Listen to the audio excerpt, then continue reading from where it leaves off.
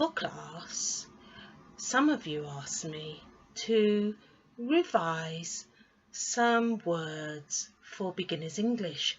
So we're going to go over to the classroom to have a look at how we use the words is and are. First of all, we're going to have a look at the words is and are when we're talking about the cutlery drawer in the kitchen. So I'm going to use the phrase here is. Let's begin. Use is for one person, object or thing. Here is a girl. Here is a spoon. Here is a dog. And then when we want to talk about more than one person, object or thing, we have to say are. Here are two girls. Here are two spoons. Here are two dogs. So what's in the cutlery drawer? We're using this because you probably have a cutlery drawer in your kitchen. And this is my cutlery drawer. Using is or are when talking about the cutlery drawer in the kitchen, the drawer where we keep our knives, forks and spoons, which all together are called cutlery. What's this? Yes, I know you know it's a spoon, but what's its correct name? What type of spoon? It's a teaspoon. Yes, I use that spoon to stir my tea, and it's the smallest of the spoons in my cutlery drawer. There is a teaspoon in the cutlery drawer. What's this? Yes, I know it's a spoon. What type of spoon? Do you know the correct name? It's a soup spoon. Can you see how this spoon is wider and flatter at the top, and that's how you keep the soup inside the spoon when you're eating? There is a soup spoon in the cutlery drawer. What's this? Yes, I know you know it's a spoon. What type of spoon? It's a dessert spoon. Now, in some areas of the country, people use the word pudding. Well, that's the same thing. I use the word dessert. So if you hear pudding or dessert, it means the same thing, the food that you eat after the main part of your meal. There is a dessert spoon in the cutlery drawer.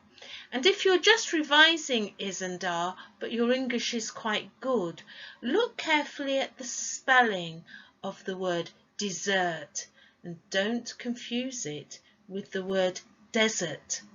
The word desert, when it's talking about the sand, is a word that only has one S. So dessert, two S's please when you're writing. What's this?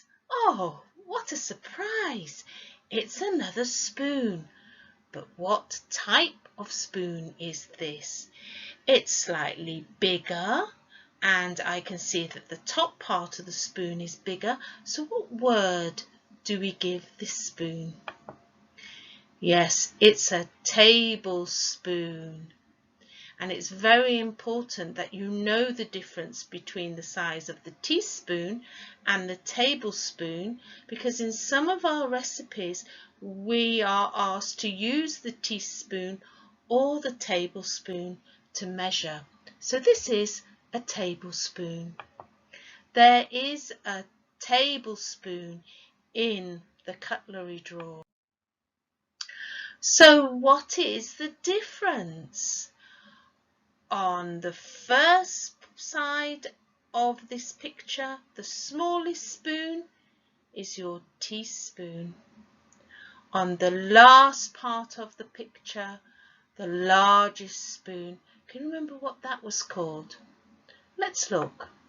There is a dessert spoon, a soup spoon, and a teaspoon in the cutlery drawer. So you could talk about those three items separately because they're different types of spoon. And then you're saying there is. Or you could say there are 3 spoons in the cutlery drawer. So when you're talking about more than one object, person or thing, you're going to use the word are. There are 3 spoons. What's that? Quite easy, this one. And what's that? Yes, we use those together. It's a knife and fork. There is a knife and fork in the cutlery drawer. But did you notice I can also say there is a knife and a fork in the cutlery drawer. And there's the knife again. Oh, there's another knife. Do you know the difference? Very important to know the difference between these 2 knives if you eat meat.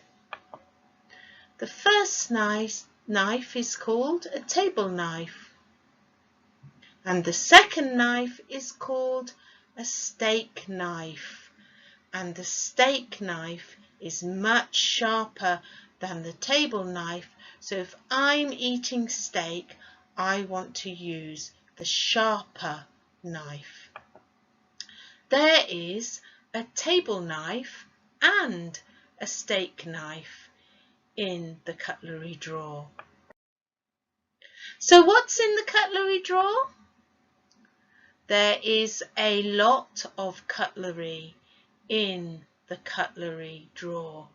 Now you can see quite a few knives, quite a few forks, and quite a few spoons. But did you notice that I used the phrase a lot? So when we're talking about the cutlery all together, we can say is. There is a lot of cutlery. What about talking about flowers?